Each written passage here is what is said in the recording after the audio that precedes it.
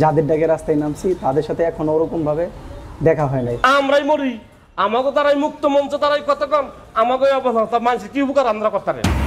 জুলাই আন্দোলনে আহতদের চিকিৎসায় পাহাড় সম গাফিলতির অভিযোগ, কর্পোরেট ধাঁচে পরিচালনায় ব্যর্থ ফাউন্ডেশন। আন্দোলনের পেছনে উস্কানিও দেখছে বৈষম্য বিরোধী ছাত্র আন্দোলন।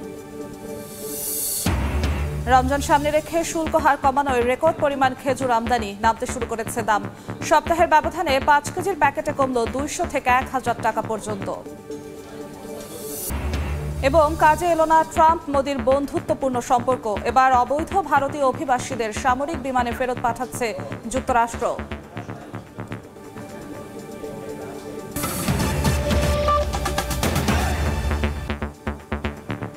সময় সংবাদের সঙ্গে আছি আমি জিন্নাতারা যশোয়া। গণঅভ্যুত্থানের 6 মাস পেরিয়ে গেলেও এখনও আহতরা তাদের দাবি আদায়ে নামছেন রাজপথে। বিষয়টি যেমন কষ্টের তেমনই সৃষ্টি করছে নানা সন্দেহের। বৈষম্য বিরোধী ছাত্র আন্দোলনের মুখপাত্র হান্নান মাসুদ বলেন, দাবি বিষয়ে আলোচনা করা যায়, কিন্তু অর্থের জন্য কেউ জুলাই আন্দোলন করেনি। একটি পক্ষ এই যোদ্ধাদের জাতির কাছে প্রশ্নবিদ্ধ করতে উস্কে দিচ্ছে। বিস্তারিত জানাচ্ছেন শফিকুজ্জামান রুবেল। জুলাই আগস্টের আহতদের বড় অংশ এখনও হাসপাতালে চিকিৎসাধীন। জুলাই ফাউন্ডেশন ও সরকারের পক্ষ থেকে 2 লাখ টাকা পর্যন্ত সহযোগিতা পেলেও আন্দোলনে কেন আহতরা? তারা বলছেন, ভবিষ্যতের নিশ্চয়তায় ব্যবস্থা নেওয়ার আশ্বাস দেওয়া হলেও বাস্তবায়নে কোনো উদ্যোগ নেই। জুলাই ফাউন্ডেশন থেকে আমাদেরকে 1 লাখ টাকা দিছে, আর সমাজ কল্যাণ থেকে 50,000, এই আমাদের অনুদান। ডিসেম্বরের 31 তারিখ পর্যন্ত সময় নিয়ে গেছিল, একবার আমরা আন্দোলনে নামছিলাম রাস্তায়।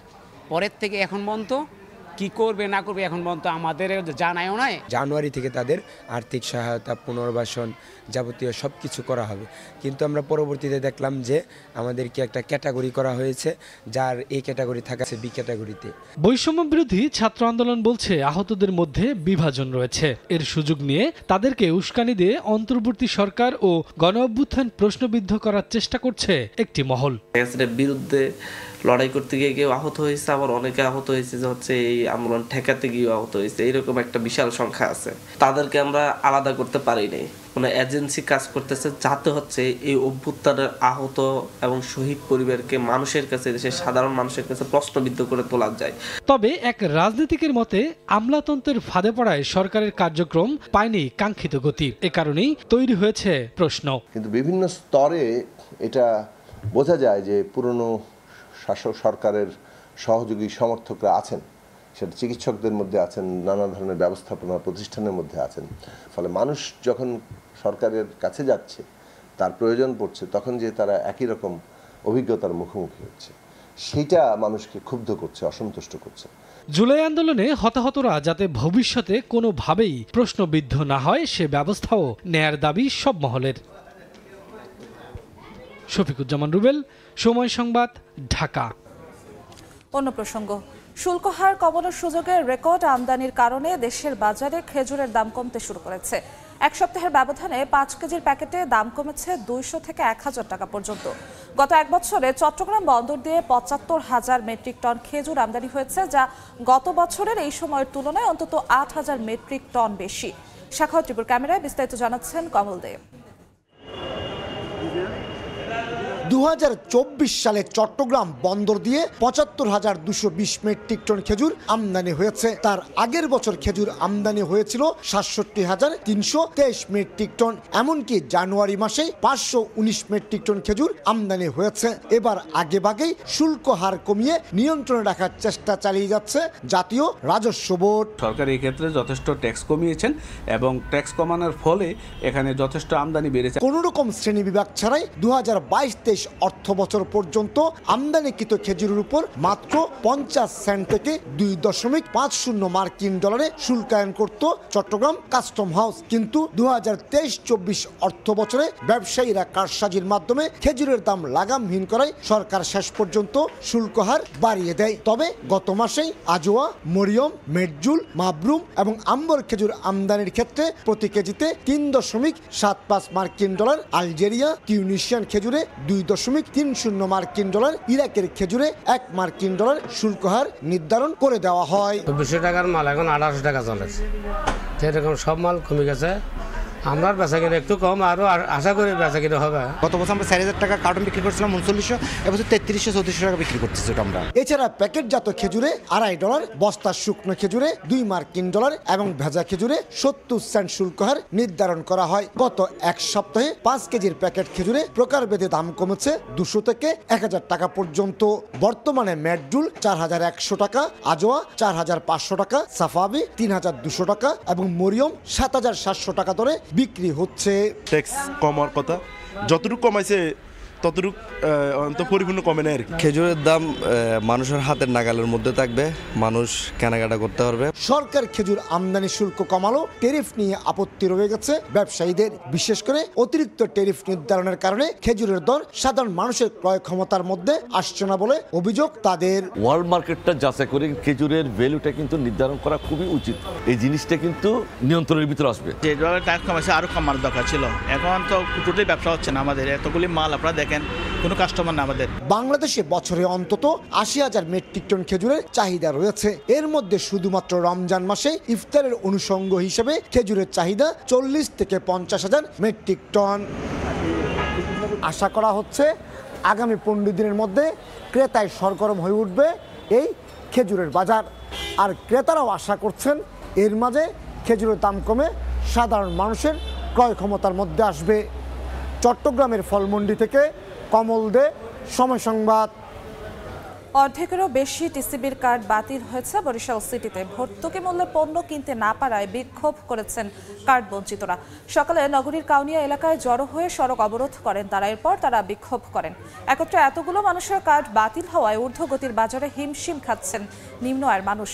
বরিশাল সিটি কর্পোরেশনের টিসিবির কার্ড ছিল 90,000, সব বাতিল করার পরে নতুন করে বিতরণ হয়েছে 31,574টি। আর জেলায় আগের 1,29,921টি কার্ডের মধ্যে বাতিলের পর বিতরণ হয়েছে 1,05,216টি।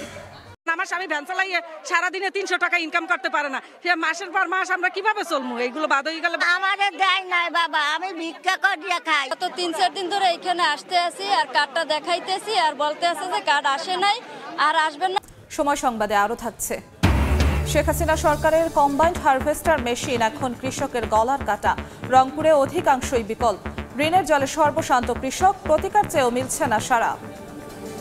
দেশে নব্য স্বৈরাচারের আগমন ঘটলে তাদের কঠোরভাবে প্রতিহত করার হুঁশিয়ারি দিয়েছে বৈষম্য বিরোধী ছাত্র আন্দোলনের নেতাকর্মীরা। এ সময় তারা প্রধান উপদেষ্টার কাছে শেখ হাসিনাকে দ্রুত দেশে ফিরিয়ে এনে বিচার নিশ্চিতের দাবি জানান। সকালে তেজগাঁওয়ে ঢাকা পলিটেকনিক ইনস্টিটিউটের বৈষম্য বিরোধী ছাত্র আন্দোলনের নেতাকর্মীরা জুলাই গণহত্যায় জড়িতদের বিচার দাবিতে বিক্ষোভ মিছিল শেষে কথা জানান। এ সময় তারা বলেন, ফ্যাসিবাদের দোসররা বিভিন্ন জায়গায় লিফলেট বিতরণ করছে, গুপ্ত হামলা করছে। তাদের প্রতিহতের জন্য প্রস্তুত রয়েছে বৈষম্য বিরোধী ছাত্র আন্দোলন।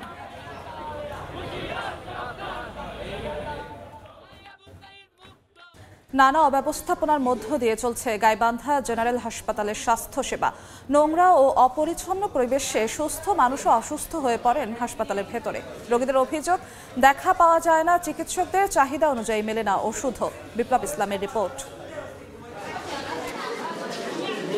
হাসপাতালের করিডোরে রোগীদের উপচে ভরা ভিড়। ওয়ার্ডগুলোতে শয্যা না পেয়ে অনেকের স্থান হয়েছে মেঝেতে।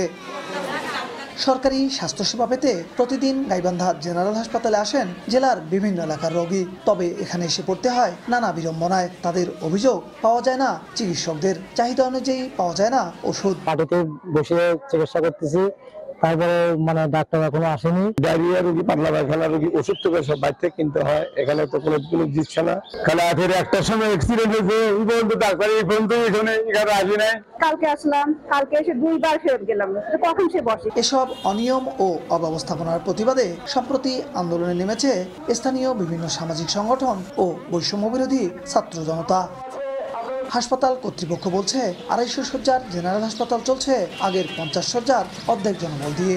উদ্যোগী কর্তৃপক্ষকে বিষয়টি জানালেও মিলছে না সমাধান। 50 শয্যার হাসপাতালের অর্ধেক পরিমাণ জনবল দিয়ে কিভাবে একটা 250 শয্যার হাসপাতাল ভালোভাবে সার্ভিস দিতে পারে, এটি আমরা আমাদের লেভেল থেকে সর্বোচ্চ চেষ্টা করে আমরা আমাদের সেবাটুকু দেওয়ার চেষ্টা করে যাচ্ছি। স্বাভাবিকভাবেই এতটা ঘাটতি নিয়ে সেবা কার্যক্রম পরিচালনা করতে গিয়ে সেবা গ্রহণকারীরা সবাই সন্তুষ্ট হবেন না। কর্তৃপক্ষের তথ্যমতে গাইবান্ধা জেনারেল হাসপাতালের 2 বিভাগে দৈনিক গড়ে প্রায় 1200 মানুষ স্বাস্থ্যসেবা নেন। বিপ্লব ইসলাম, সময় সংবাদ, গাইবান্ধা। সরকারি ভর্তুকিতে পাওয়া কম্বাইন্ড হারভেস্টার মেশিন এখন রংপুরের কৃষকের গলার কাটা। কেনার পর থেকেই অধিকাংশ মেশিন বিকল হয়ে পড়েছে। অন্যদিকে কোম্পানির ঋণের জালে সর্বশান্ত হচ্ছেন কৃষক। অনেকের বিরুদ্ধে পাঠানো হয়েছে লিগ্যাল নোটিশ। কৃষকদের অভিযোগ, প্রতিকার পেতে কৃষি বিভাগের কাছে সাহায্য চাইলেও কোনো ফল মেলেনি। যদিও কৃষি বিভাগের দাবি, হারভেস্টার মেশিন বুঝিয়ে দেওয়ার পর তাদের আর কোনো দায়িত্ব নেই। শাকিল মাহমুদের ছবিতে নাজমুল ইসলাম নিশাতের রিপোর্ট। ধান কাটা ও মারাই সহজ করার জন্য আওয়ামী লীগ সরকার কৃষি বিভাগের মাধ্যমে খামার যান্ত্রিকীকরণ প্রকল্প হাতে নেয়। 50% ভর্তুকি ও 50% কম্বাইন্ড হারভেস্টার মেশিন বিক্রেতা কোম্পানির সঙ্গে কিস্তির মাধ্যমে টাকা পরিশোধের চুক্তিতে কৃষকদের সরবরাহ করা হয় কম্বাইন্ড হারভেস্টার মেশিন। রংপুরে প্রকল্পের আওতায় কেনা হারভেস্টার মেশিন নিয়ে বিপাকে পড়েছেন কৃষকেরা। গঙ্গাচড় উপজেলার কৃষক কামরুজ্জামান 28 লাখ টাকায় AG 600 ও 23,50,000 টাকা মূল্যের FM ওয়ার্ল্ড মডেলের 2টি হারভেস্টার মেশিন ক্রয় করেন। তবে কেনার কিছুদিনের মধ্যেই মেশিনগুলো বিকল হয়ে পড়ে। আর যথাসময়ে কিস্তি পরিশোধ করতে না পারায় একটি হারভেস্টার মেশিন ফেরত নিয়ে যায় সংশ্লিষ্ট কোম্পানি। আরেকটির টাকা পরিশোধ করেছেন জমি জমা বিক্রি করে। ওরা বলতেছে যে এই গাড়ি দিয়ে কম করে 30-40 লক্ষ টাকা কামাই করা যাবে। এই প্রলোভন দেখা কেউ গাড়ি নেয় না, তখন আমাকে এই গাড়িটা দিছে।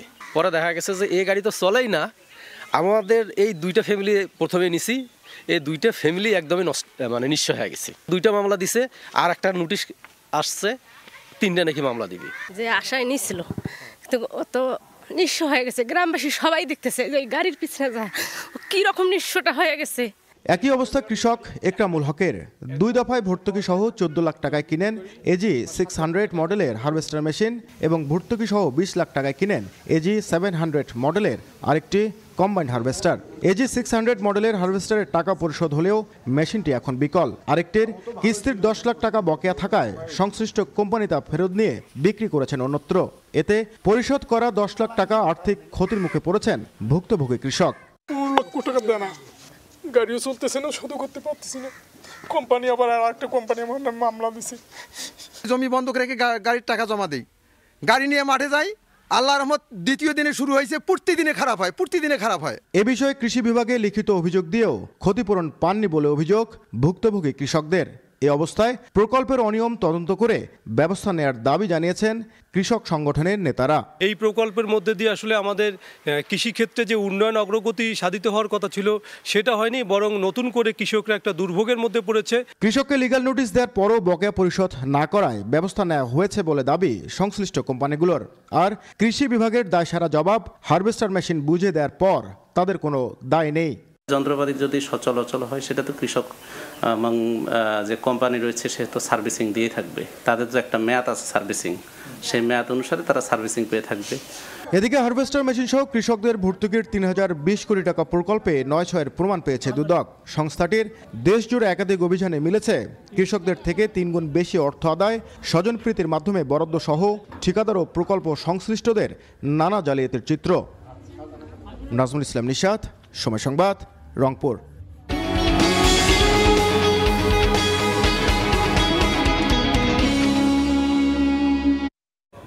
রমজানকে সামনে রেখে ভোগ্যপণ্য আমদানির জন্য ঋণপত্র খোলা বাড়লেও ধস নেমেছে মূলধনী যন্ত্রপাতিতে। রাজনৈতিক অনিশ্চয়তা, ব্যাংকের সহায়তা না পাওয়ায় নতুন বিনিয়োগ হচ্ছে না বলে অভিযোগ ব্যবসায়ীদের। যদিও ঋণ প্রাপ্তিতে সমস্যা নেই বলে জানিয়েছে বাংলাদেশ ব্যাংক। বিনিয়োগ না হলে কর্মসংস্থানে প্রভাব পড়ে সামাজিক অস্থিরতা বাড়ার শঙ্কার কথা জানালেন অর্থনীতিবিদরা। সাইফুল ইসলামের রিপোর্ট। রমজানে জীবনযাত্রার ব্যয় আরেক ধাপ বাড়ার শঙ্কায় সাধারণ মানুষ। সিয়াম সাধনার মাসে যৌক্তিক মূল্যে পণ্য যেন কিনতে পারেন, সেজন্য সরকারের দৃষ্টি আকর্ষণ করছেন তারা। ভোক্তারা তো সবসময় চায় যে একটা রিজনেবল প্রাইসে ভালো জিনিসটা, মানসম্মত জিনিসটা পাওয়ার জন্য। দামটাও যদি নিয়ন্ত্রণ করা যায় তাহলে অবশ্যই আমাদের জন্য ভালো হয়। রমজানে বাজার পরিস্থিতি স্বাভাবিক করতে সরকারের উদ্যোগের মধ্যে ছিল ভোগ্যপণ্য আমদানি সহজ করা। এমন বাস্তবতায় গেল জুলাই ডিসেম্বরে বছর ব্যবধানে এসব পণ্যের ঋণপত্র খোলার পরিমাণ বেড়েছে। আমাদের যে গুডস ট্রেডের জন্য যে ফান্ডিংটা দরকার পড়তো ডলারে, নেট শর্টফল যেটা ব্যালেন্স অফ পেমেন্টের, সেটা প্রয়োজন পড়ছে কম। বছরের শেষ নাগাদ একটা সময় চলার পরে এটা আমাদের এখন যে ডলারের যে একটা চাপ ছিল, চাপটা কমে আসবে। বাজারে পছন্দ মতো পণ্য কিনতে পকেটে থাকা চাই চাহিদা অনুযায়ী অর্থ, তার জন্য দরকার নতুন কাজের সুযোগ, কিন্তু বিনিয়োগে ভাটা পড়ায় সেই সুযোগ তৈরি হচ্ছে না। বিনিয়োগের সঙ্গে সরাসরি যুক্ত মূলধনী যন্ত্রপাতি আমদানির জন্য ঋণপত্র খোলা গেল জুলাই ডিসেম্বরে বছর ব্যবধানে কমেছে 32%, আর মধ্যবর্তী কাঁচামাল প্রায় 7.5% ও জ্বালানি আমদানির ঋণপত্র খোলা কমেছে 8%। বিনিয়োগ আগ্রহ না থাকার পেছনে ব্যাংকের সহায়তা কমে যাওয়ার কথা বলছেন ব্যবসায়ীরা। সরকার না চায়, যদি ব্যাংকে যদি সামর্থ্য না থাকে, তাহলে আমরা মূলধনী যন্ত্রপাতি আনবো কোথা থেকে? আমরা এখন যে সামান্য আপনি ইম্পোর্ট দেখছেন, সেটা হলো যে আগের যে পুরনো মেশিন আমাদের চলতে পারতেছে না, কোয়ালিটি আসতেছে না, প্রোডাকশন কমে গেছে, সেগুলোকে আমরা চেঞ্জ করে করে আসলে এখন যে যতটুকু ইম্পোর্ট হচ্ছে সেগুলোর জন্য। কেন্দ্রীয় ব্যাংকও মনে করে বর্তমান পরিস্থিতিতে আশানুরূপ বিনিয়োগ না হলেও উদ্যোক্তাদের জন্য ঋণ প্রাপ্তি অব্যাহত আছে। বর্তমান সময়ে এই একটু স্লো তো যাচ্ছে ক্যাপিটাল ইনভেস্টমেন্টটা, সেজন্য মূলধনী যন্ত্রপাতির যে ইম্পোর্টটা সেটা একটু স্লো দেখাচ্ছে। সাপ্লাই সাইড থেকে কিন্তু বেসিক্যালি কোনো বাধা নাই। সংকট উত্তরণে সরকারকে যেমন বিনিয়োগ বান্ধব পরিবেশ নিশ্চিত করতে হবে, তেমনি ব্যাংকগুলোতে ঋণপত্র নিষ্পত্তি করার জন্য সহায়তার হাত বাড়িয়ে দেওয়ার কথা বলছেন অর্থনীতিবিদরা। অর্থ পাচার হতে দেওয়া যাবে না এবং একই সঙ্গে বিভিন্ন রকমের যে রেগুলেটরি যে সমস্ত ইন্টারভেনশনগুলো রয়েছে এবং ব্যাংকগুলো অনেক সময় সহায়তা করে না এই জায়গাগুলোতে ঋণপত্র খোলার ক্ষেত্রে। সুতরাং সবার জন্য সমান এক ধরনের যে সুযোগ সুবিধা সেটা তৈরি করা। নতুন বিনিয়োগের জন্য মূলধনী যন্ত্রপাতি আমদানিতে ঋণপত্র খোলার হার কমলেও বাংলাদেশ ব্যাংকের তথ্য বলছে উৎপাদন ধরে রাখতে শিল্পের কাঁচামাল আমদানিতে এলসি খোলার হার বেড়েছে 9.5% ও নিষ্পত্তি হয়েছে 11%-এর বেশি। সাইফুল ইসলাম, সময় সংবাদ, ঢাকা। বাংলাদেশ ব্যাংকে সংরক্ষিত সাবেক ও বর্তমান কর্মকর্তাদের লকারে রাখা সেফ ডিপোজিট ফ্রিজ করা হয়েছে বলে জানিয়েছে কেন্দ্রীয় ব্যাংকের ভারপ্রাপ্ত মুখপাত্র মোহাম্মদ শাহরিয়ার সিদ্দিকী। সময় সংবাদকে তিনি জানান, তদন্তের স্বার্থে দুর্নীতি দমন কমিশন দুদকের অনুরোধের পর কেন্দ্রীয় ব্যাংক এই সিদ্ধান্ত নিয়েছে। বাংলাদেশ ব্যাংক ম্যানুয়াল অনুযায়ী বর্তমান ও সাবেক কর্মীরা এসব লকার ব্যবহারের সুবিধা পান, যাদের সংখ্যা মোট কর্মীর 1% নয় বলে তিনি জানান। এসব লকার কেন্দ্রীয় ব্যাংকের ভল্টে একটি আলমিরায় সংরক্ষিত থাকে। সম্প্রতি বাংলাদেশ ব্যাংকের সাবেক ডেপুটি গভর্নরের ব্যক্তিগত লকার থেকে বিপুল পরিমাণ বৈদেশিক মুদ্রা ও স্বর্ণালংকার উদ্ধার করেছে দুদক। বিশ্ব ভালোবাসা ও আন্তর্জাতিক মাতৃভাষা দিবস উপলক্ষে ঠাকুরগাঁওয়ে বাণিজ্যিকভাবে গড়ে ওঠা ফুল বাগানগুলোকে সাজানো হচ্ছে ভিন্ন রূপে, যা দৃষ্টিনন্দন হয়ে উঠছে। সৃষ্টি হয়েছে নতুন নতুন কর্মসংস্থানেরও। বিস্তারিত জিয়াউর রহমান বকুলের রিপোর্টে। চলতি মাসে রয়েছে বিশ্ব ভালোবাসা দিবস ও আন্তর্জাতিক মাতৃভাষা দিবস। দিবসটি উদযাপনে ফুলের ব্যাপক চাহিদা থাকে, এজন্য ঠাকুরগাঁয়ে বাণিজ্যিকভাবে গড়ে ওঠা ফুল বাগানগুলো বাড়তি পরিচর্যা নিচ্ছেন মালিক ও শ্রমিকরা। সদরের নারগুন ও বেগুনবাড়িতে গড়ে ওঠা বাগানের গাছে লাল, সাদা, হলুদ সহ বাহারি রঙের গোলাপ ফুটেছে। হাজার হাজার কলিতে ছেয়ে গেছে ফুলবাগান। পাশাপাশি সূর্যমুখী, জারবেরা, রজনীগন্ধা, গাঁদা, কসমস সহ নানা জাতের ফুল উৎপাদনে ব্যস্ত সময় পার করছেন শ্রমিকরা। দর্শনার্থীদের মুগ্ধ করতে বাগানগুলোকে সাজানো হচ্ছে ভিন্ন রূপে। দিবসগুলোতে ফুলের বাড়তি চাহিদা থাকায় বাগান পরিচর্যায় সৃষ্টি হয়েছে নতুন নতুন কর্মসংস্থান।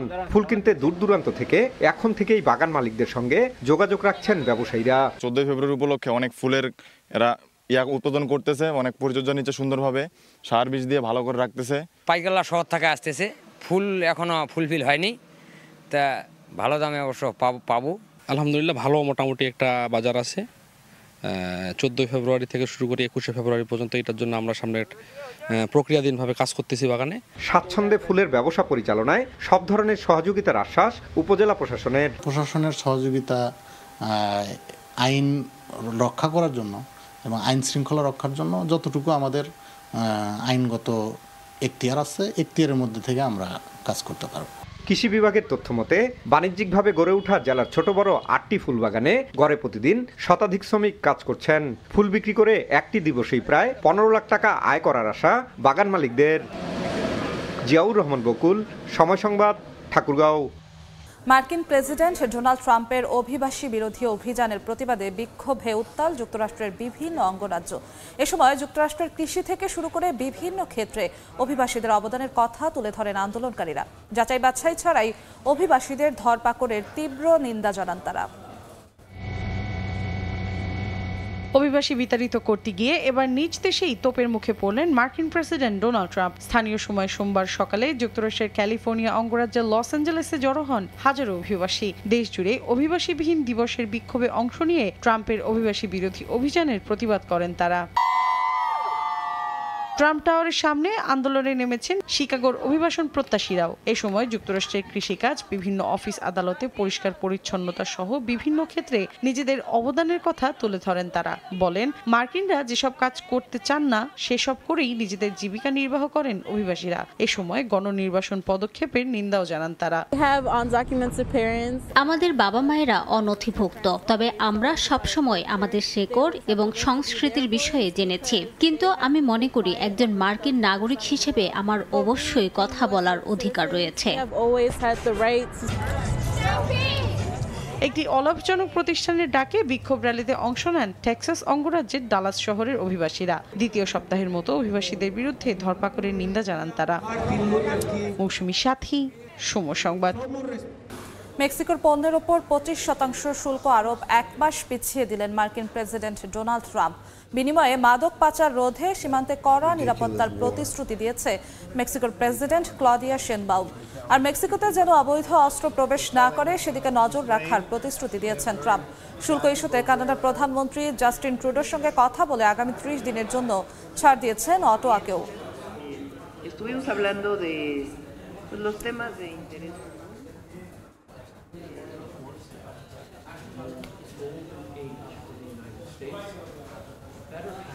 এ পর্যায়ে শীর্ষ সংবাদগুলো জানিয়ে দিচ্ছি আরেকবার।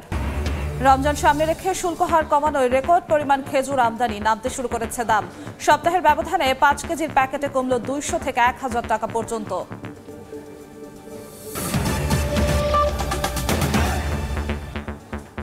এ ছিল সময় সংবাদের, সঙ্গেই থাকুন সময়ের।